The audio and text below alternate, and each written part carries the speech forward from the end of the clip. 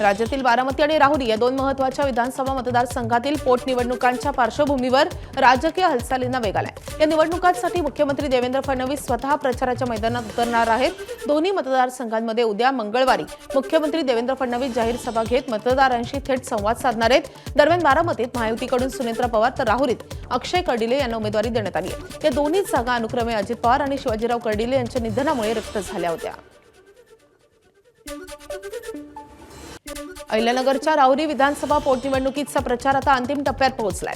भाजपचे उमेदवार अक्षय कर्डिले यांच्या प्रचारासाठी विधान परिषदेचे आमदार गोपीचंद पडळकर यांनी तालुक्यातील पश्चिम भागात दौरा केला।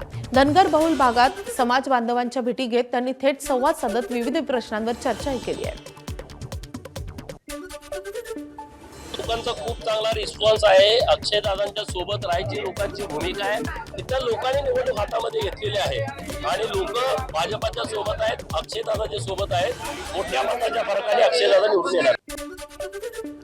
उपमुख्यमंत्री एकनाथ शिंदे सातारा दौऱ्यावर येत आहेत। या पार्श्वभूमीवर शिवसेना नेते आणि साताऱ्याचे पालकमंत्री शंभूराज देसाईंनी साताऱ्यातील गांधी मैदानावर होणाऱ्या सभेची पाहणी केली आहे। साताऱ्यातील अंगापूरमध्ये एका कार्यक्रमात एकनाथ शिंदे सहभागी होणार आहेत आणि त्यानंतर शिंदेंच्या उपस्थितीत जिल्हा शासकीय विश्रामगृह येथे पश्चिम महाराष्ट्रातील शिवसैनिकांची बैठक पार पडेल।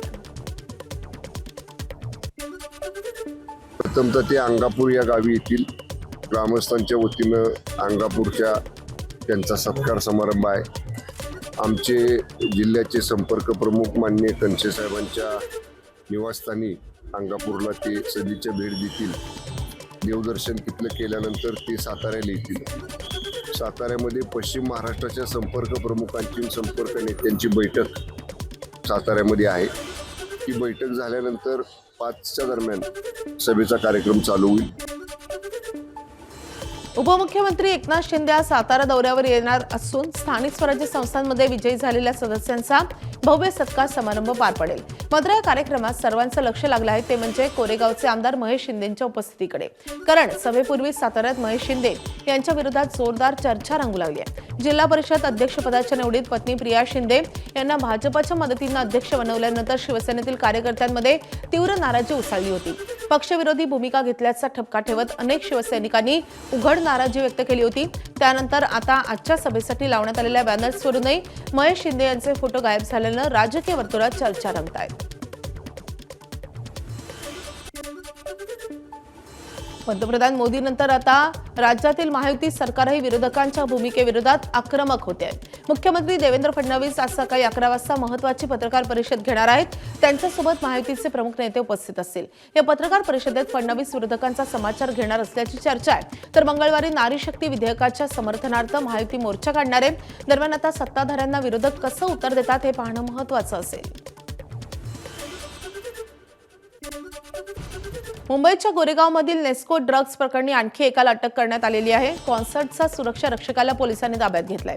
हा सुरक्षा रक्षक नेस्कोचा कर्मचारी नसून इव्हेंट आयोजकाकडून त्याची नियुक्ती करण्यात आली होती।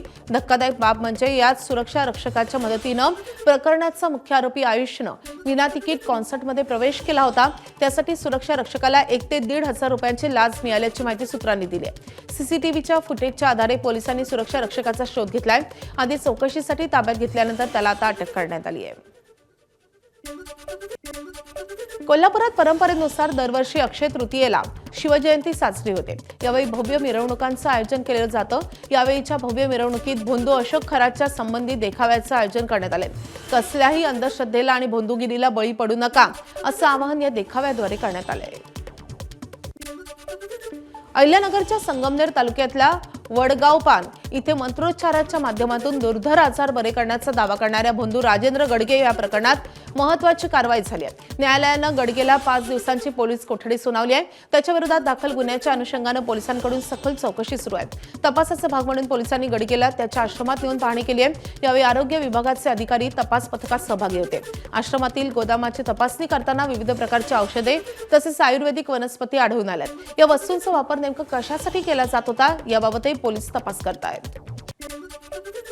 संगमनेर तालुक्यातल्या वडगावपान येथील तथाकथित दत्तधाम दरबार चालवणाऱ्या भोंदू राजेंद्र गडगे याच्या विरोधात पोलिसांनी आता मोठी कारवाई केली आहे। गडगेच्या दरबारावर पोलिसांनी छापा टाकत संपूर्ण परिसर सील केला असून तब्बल 4 तास झाडाझडती घेण्यात आली आहे। यावेळी विविध औषधांचे नमुने पोलिसांनी ताब्यात घेतलेत। गंभीर बाब म्हणजे नागरिकांची फसवणूक आणि अंधश्रद्धा पसरवण्याच्या आरोपाखाली गडगेला न्यायालयानं 5 दिवसांची पोलीस कोठडी सुनावली आहे। सध्या या प्रकरणाचा तपास वेगानं सुरू असून गडगेच्या कथित दरबारामागील संपूर्ण जाळं उघड करण्याचा पोलिसांचा प्रयत्न आहे। या कारवाईमुळे परिसरात खळबळ निर्माण झाली असून अंधश्रद्धेच्या नावाखाली भोंदूगिरी करणाऱ्यांचे धाबे चांगलेच दणाणले।